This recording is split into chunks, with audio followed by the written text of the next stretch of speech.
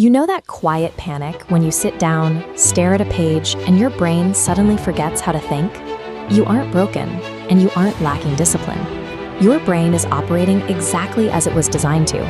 It scans your environment and locks on to the easiest available source of dopamine. Right now, scrolling takes one thumb movement, while reading a textbook feels like lifting a car. Over the next 5 minutes, we are going to physically engineer a Neuro-Study Protocol.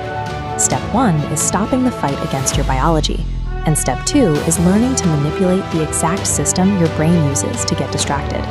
To build this system, you need to grab 6 items right now. Get your study materials, your phone charger, a specific treat or drink, a sensory object like a candle, and a blank sticky note. Shifting your approach from generating effort to engineering your environment moves the burden from your willpower to your surroundings. When these items are in place, you've set the stage for focus to begin automatically. Let's start by addressing your environment. Take your phone charger and plug it into an outlet in a completely different room. Then, open your laptop on your desk, load your specific study materials, and leave it open. This is friction coding. Your brain naturally follows the path of least resistance.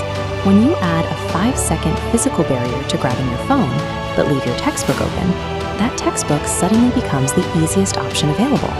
Now take that unique sensory object, the scented candle or the specific lamp, and place it directly in your workspace. Here is the rule. You can never turn that lamp on or light that candle while you are relaxing. This object must remain a sacred trigger, used exclusively when it is time to work. This creates sensory imprinting. Your brain processes smells and lighting cues before it processes conscious thoughts. When that specific sensory cue hits your nervous system, it bypasses your internal monologue and immediately preps your body for a flow state. You have engineered a room where giving in to distraction requires actual physical effort, and the immediate environment signals study time. Concentration stops being a fight and settles in as your default state. Next, pick an exact, precise time to study every single day. Let's say 8:40 p.m. Go into your phone and set a daily alarm for exactly 5 minutes before that time, at 8:35. Repeating this schedule relies on temporal anchoring. By maintaining a strict daily pattern, you train your body's circadian rhythm to proactively release focus chemicals, like cortisol, right before that alarm ever rings. When that 5-minute warning alarm sounds, consume your specific treat, drink your favorite coffee, or play your favorite song. Do this before you even look at your notes. This chart maps out the reverse reward loop. Normally, you'd save the reward for the end, but dopamine actually spikes during the anticipation of a reward. Consuming the treat first pulls that chemical rush forward, fusing the dopamine spike to the act of studying. Delaying rewards until you finish guarantees failure. Starting offers your brain nothing to look forward to.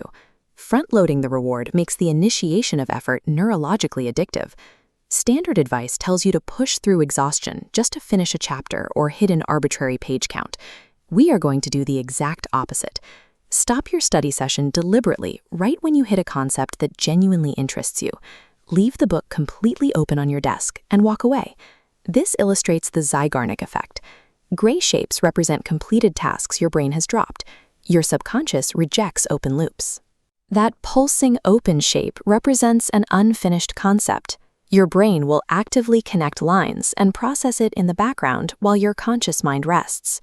This midpoint pause is a deliberate hacker tactic that forces your brain to build neural connections while you are sleeping, eating, or walking away from your desk. By purposefully leaving a mental door half open, you ensure your brain never really leaves the room. The hardest part of studying, overcoming the friction of re-entry, is entirely bypassed when you sit down for your next session. Now, take that blank sticky note and write down 3 specific prompts. What clicked? What confused me? What will I fix next time? Attach it. Immediately before you step away from your desk, spend exactly 60 seconds answering these 3 questions. This practice activates metacognition, the ability to analyze your own thinking. It acts as a neurological filter, signaling to your brain exactly which newly formed pathways it needs to prioritize and permanently store. Contrast this with the typical habit of just shutting a book when you feel tired. Without active reflection, your brain essentially dumps the data, leading to passive memory decay and lost progress. This 60-second investment acts as a save state for your brain, cementing hours of effort that would otherwise evaporate over the next 24 hours. Your Neuro-Study Protocol is now fully assembled. The environment is friction-coated against distraction. The timeline is firmly anchored. The reward loop is reversed to build anticipation, and your exit strategy utilizes open loops. You have successfully replaced a willpower-draining emotional fight with an engineered, automatic biological system. So, lock in tonight's exact start time on your clock right now. Go prepare your pre-study reward and set it on your desk. When you stop fighting your biology and instead learn to manipulate it, effortless study ceases to be a myth and becomes a daily reflex.